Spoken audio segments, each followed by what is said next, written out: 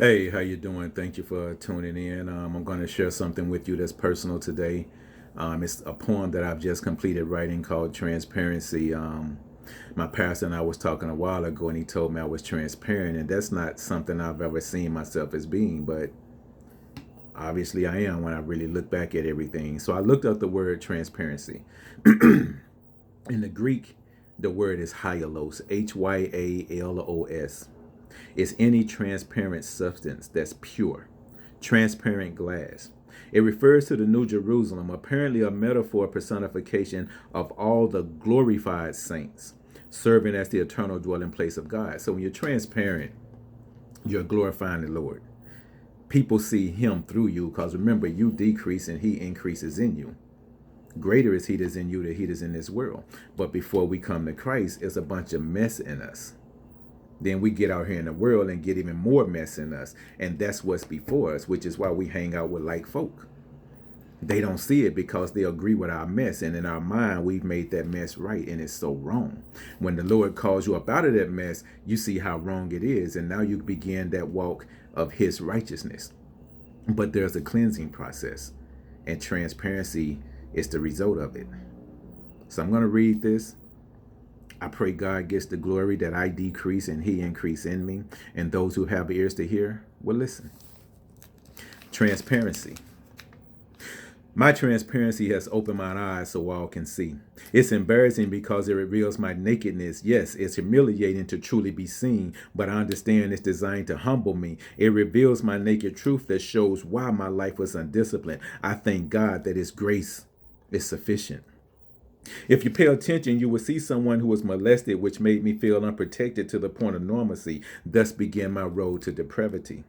So much more played into this, the name calling, beatdowns, the insecurities that displayed my fake smiles, which were frowns. There was no happiness, no peace. I just wanted to crawl into the darkest hole that I could find and just give up on me. Remember, this is my transparency. I felt like a hologram that was never there. I had no true friends and no one who cared. So I went back to that which had taken me, and there birthed my sexual promiscuity, which only ripped my soul apart even more. There was no satisfaction, only temporal pleasure. I had nothing to measure what true satisfaction is. I smoked myself into oblivion. I drank excessively so that I could fit in the crowd. I stole, I fought, and I sit behind bars many times. I wanted to die, I ain't lying, but before my transparency, there was nothing. I was a mirage that was never quenched. My association led to disassociations due to my lies, manipulation, and deceit. And I was good at it. And that ain't nothing to gloat about. I got jobs I should never have had. I fornicated with some of the most beautiful women only to drive them mad. I was worse than bad, but it wasn't me.